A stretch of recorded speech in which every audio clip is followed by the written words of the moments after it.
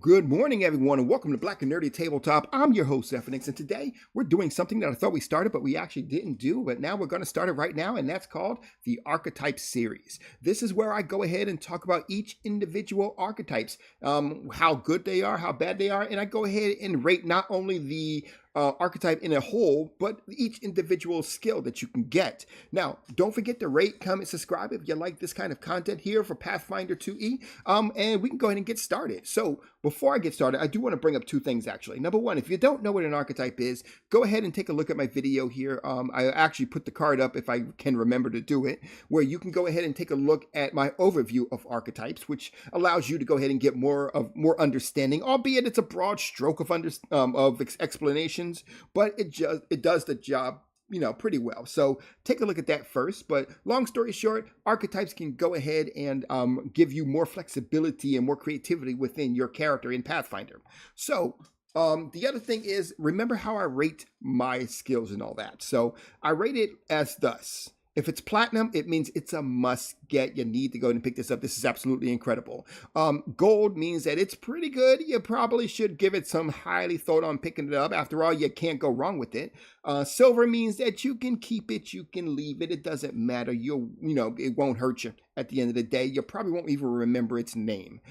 Then there's copper. That pretty much means that it doesn't even matter. Just move on with your life. With this one, ain't worth it. And then there's stone, which is a rare occasion. This one is like, oh my God, why even bother getting this archetype if this exists within it? Okay, so without a further ado, let's get started. So in order to go ahead and get the Acrobat archetype, you have to get its dedication. So remember, you have to get its prerequisites in order to get the dedication. So the prerequisite is being trained in acrobatics. So that's fair enough, right? This is an Acrobat archetype. So you would think that being trained in acrobatics would actually be a good thing. So there you go. Now, without further ado, let's go ahead and get started. So it says, once you get the dedication, you become an expert in Acrobat. So right off the bat, keep in mind, you can get this at level 2, starting at level 2, but right off the very bat, you're actually getting an increase in the skill. That's good.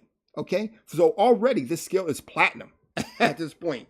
Anything that allows you to be better at something just by choosing it is already good in my opinion. So I wouldn't say platinum, but I damn sure say gold. But continuing on, it says at level 7, you become a master in acrobatics, and at level 15, you become a legendary in acrobatics, which basically means that not only does it increase your skill level at the very beginning, but it automatically evolves. So if it automatically evolves, then yes, upgrade this from gold to platinum, because that's exactly where it is. But not only that, it does even better. So whenever you critically succeed and an acrobat check to tumble through an enemy space, you don't treat the enemy space as difficult terrain. So just to kind of give you an example of what tumbling through is when you go ahead and do whatever you got to do to move from one spot to another spot through the enemy spot. Okay, so that means that if you're standing and you got an enemy in front of you and you want to get on the other side of the enemy, but there's no way to walk around him, you can go ahead and use the tumble through. Now, anyone can actually use tumble through. All you have to do is roll your acrobatics against the enemy's reflex DC. And if you win, you get through it. You're able to go ahead and get through it. If you fail, then obviously you don't get anywhere. You run into his leg or maybe his knee and, get a black eye or something. I don't know. But if you do succeed, usually it takes you, it costs 10 feet to actually move through the enemy space, which means that it's going to take it's going to take up to 15 feet to go from one spot to the other. So if you're going from behind him, one square behind him to one square in front of him, it's usually going to take 15 feet minimum, because that middle one where he's at takes 10 feet. But if you do have this dedication, that it actually only costs you 5 feet instead of 10 feet, meaning that it's going to cost you only 10 feet just to move to the other side instead of 15 feet. It's good. It's definitely good. So this one right here from the very beginning is pure platinum. Absolutely incredible. Contortionist is the next one. So it says you can squeeze out of tight situations by twisting and bending your body into unnatural positions, gaining an advantage against foes that try to pin you down, which is crazy because I used to do these wrestling moves on my cousin and I try to hold him down, but he's able to squeeze out of anything. Like it's both annoying and amazing at the same time. You gain the feat You gain the quick feat skill, the quick squeeze skill feat, rather. Wow, that's amazing. Yeah, so you get that. And if you are a master in acrobatics, you can squeeze at full speed. Whenever you successfully escape using acrobatics, the creature you escape from is off guard until the next attack you make against it before the end of your next turn. Okay, so first and foremost, that's a lot of things to swallow here. So let's take a look at Quick Squeeze. Quick Squeeze says you squeeze 5 feet per round, 10 feet on a critical success. If you're legendary in acrobatics, you can squeeze at full speed. Okay, so that's actually, so this is actually really good right here. And it says, if you want to know what squeezing is, it says you contort yourself to squeeze through a space so small you can barely fit through it. Think of like between boxes or something that you actually can't move into on the map, but if you could actually squeeze into it. So it says if you succeed, you can squeeze through it within 1 minute. If you critically succeed, you can squeeze through you can squeeze through it, 1 minute per 10 feet. The other one is 1 minute per 5 feet. So it takes you a whole minute. So don't think that you can run from somebody and kind of squeeze through it. It takes you 1 minute to do it. If you fail, obviously it doesn't work. So that's a thing right there. So honestly, while the first part isn't much to really whatever, the second part actually is. So escape is basically when someone has you in a grapple of some sort and you need to escape. You can go ahead and roll your acrobatics check against whatever check they have, which is usually their athletics, like if they're grabbing you or something like that. And from here, you can go ahead and escape. And if you do escape, they are actually off guard, which means that they take a penalty of -2 AC against anybody until the end of your next turn. That, in my humble opinion, is absolutely insane. It's not the first part makes it not the best, but the second part is absolutely really good. I would say gold. This one is absolutely gold and definitely worth getting. So let's move on to the next one right here. Dodge Away. Okay, so Dodge Away. Mind you that with all these that we first done, all these are pretty much skills and abilities that you have. Dodge Away is a trigger, which means that you have to do something in order to qualify, in order to go ahead and do something else, or someone else has to do something. So the trigger is that you are the target of a melee attack. Okay, that's actually pretty easy because 3 out of 4, if you're playing a tabletop game, you're most likely going to be the target of a melee attack eventually.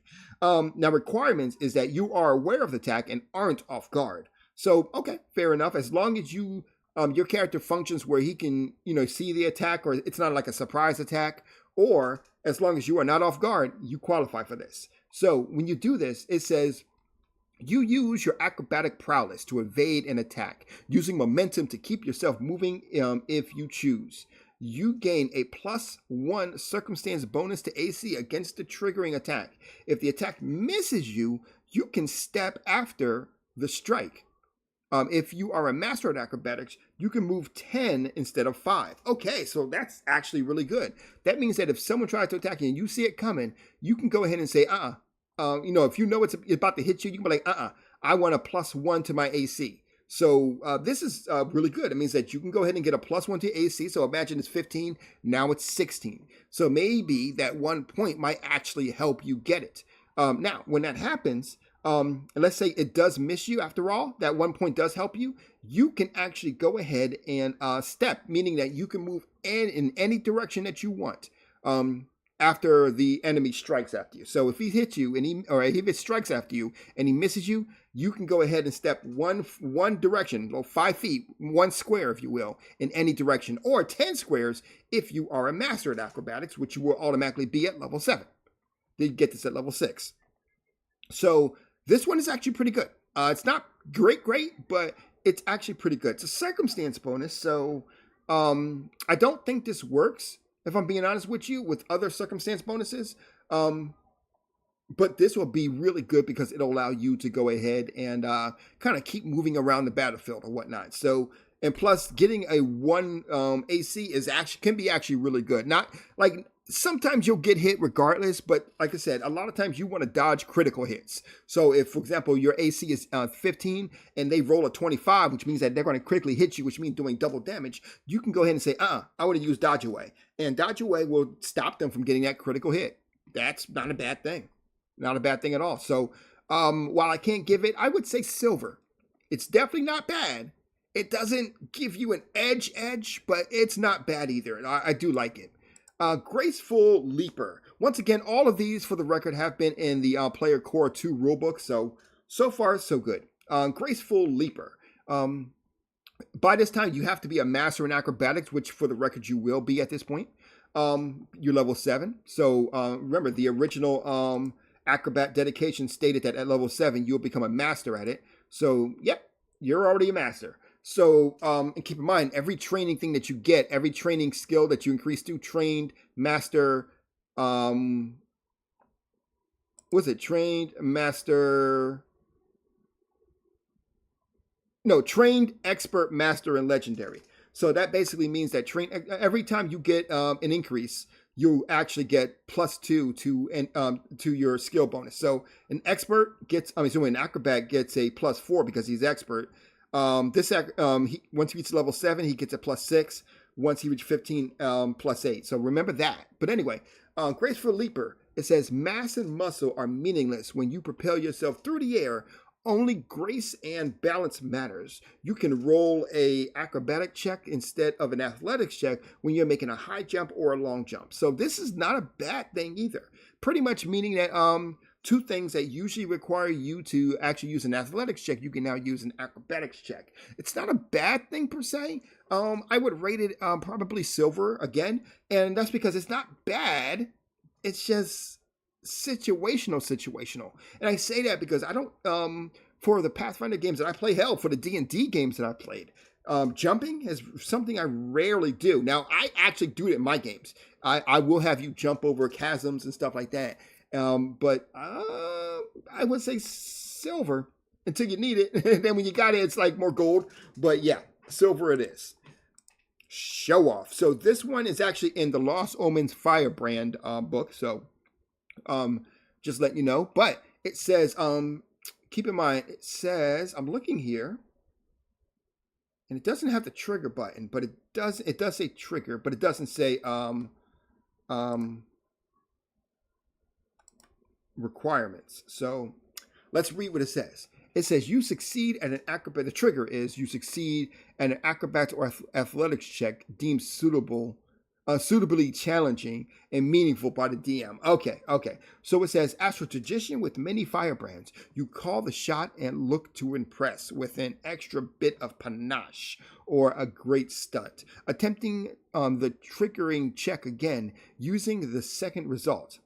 On a success, you gain the normal results of the check, plus you feel invigorated by your stunt and gain temporary hit points equal to your level. Double if it's a critical success. You lose any remaining temporary hit points after 1 minute. Typically, the challenging task is one with at least a standard DC for your level, though the difficulty may be higher depending on your situation. The meaningful context is one where the action succeeds or failure is relevant to your pursuit of your goals. So, long story short, what this means is that when you go ahead and you can go ahead and do an acrobatic move, right? And once you do that acrobatic move, if you call it, say it's going to be a fantastic move and whatnot, depending on the difficulty level of it, you may be granted, DM will decide in the end of the day, you may be granted temporary hit points. So that's pretty much how it works. It's okay. Will I get it if I choose an acrobatic archetype? No. It's fine. Don't get me wrong. And it's definitely good for role-playing. So if you're role-playing a person who just kind of like, yeah, I'm good at this, I'm good at that, whatever, it's definitely good. It gives you temporary hit points, which go away after 1 minute. So, nah. I would say silver. Like I said, it's not good, but it's not bad either kind of situation. Tumbling Strike. Now, mind you, that this is the first move that we got that requires an action point. So this is a single action called Tumbling Strike. And you have to be adjacent to the enemy, next to the enemy, if you will. It says, you deftly dive through the gap left by a foe to deliver an unevangelist blow, attempting an acrobat check against the reflex DC of an enemy adjacent to you. On a critical success, you move through the enemy space to an unoccupied space on the other side of the enemy from your starting position. This movement doesn't trigger reactions. Nice. You can move farther than your speed, and you must end your movement against the enemy whose space you move through. After moving, you make a melee strike against the enemy whose space you move through, and the enemy is off guard against that strike. Okay, so understand what this is, and that's just a critical success. As a success, as a critical success, but the enemy isn't off guard after the strike. Okay, got it. Failure. You remain in your original place, but you can still strike. Okay, got it. So basically what this means is that Tumbling Strike is very similar to what we learned here about tumbling through. And basically what happens is that you go ahead and pretty much follow the rules of tumbling through to get to the other side of your enemy. As long as you're on one side, you can move to the other side. Now, with that being said, it also allows you a free attack. So if you use that attack, you go to the other side of the enemy and you go ahead and attack. Now, if it's a critical success, then the attack works and he's off guard against that attack, which means that there's possibility that you can actually go to the other end of the enemy, put him off guard, and go ahead and do a critical strike. Making it easier, should I say, to do a critical strike. So that's really good. Now keep in mind too, this is at level 8. So you are a master at acrobatics at this point, meaning that you are from the very beginning, you automatically get a +6 to it. +6 plus your level, which is 8 at this point. So what is it? 6, is it 12, 13, 14. So 14, you can already have 14 already. And then on top of that, whatever you roll at that point. 14, let's see, it's Acrobat. So whatever your DC modifier is. So I would advise that if you're doing acrobatics thing, you should have a high dexterity. So I'll just go off and say at least a minimum of 3. So that's 14, 15, 16, 17. So you'll be around 17. And that's without any rolls or anything else extra to it too. So critical success is most likely what you'll be doing. So that's really good. This one's definitely worth getting. I would say platinum. I was going to say gold, but you know what? The simple fact that you already have a high acrobat check makes it guaranteed to have this guy off guard, which means that he's off guard until his next turn, which means that not only is he off guard against you, which means that there's a better chance that you'll get a critical strike, but everyone else will have a better chance of a critical strike too until his turn comes up. It's good. It's platinum. All right, so let's go ahead and do this. Mockingbird's Disarm is the next one right here. So with Mockingbird's Disarm, keep in mind it's a trigger again.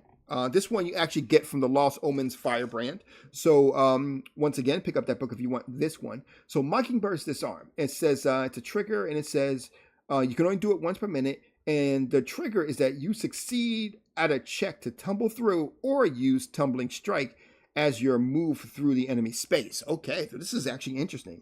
The Mockingbird is a master at running into foes and coming away with their weapons, mimicking their skills. You strike at a foe's wrists while tumbling past them, weakening their grips, attempting to disarm the enemies whose space you just moved through. You can use an acrobat instead of an athletics check for this, to disarm, that is. So this is actually very interesting. So that means that this is actually a combo move then, if that's the case, because you can go ahead and use Tumbling Strike, which means that you go through them, and you can go ahead and use a strike against them, which means that you can use an attack. The enemy is off guard, and on top of that, you have Mockingbird Disarm, which automatically triggers, well, not automatically, but it triggers, or you can trigger it, should I say. And not only can you get the attack off, do damage, but you can also disarm them. That is awesome, meaning that in order to do decent damage, they'll have to pick up their weapon and whatnot, which causes them an action point to do. Yes, this is also platinum. Very well done. Very well done. I absolutely love this. Let's see what the next one is. Tumbling Opportunist. So it says requirements. You must your most recent action was a tumble through or tumbling strike, and you successfully move through an enemy space. Interesting. Okay, so let's see what this says.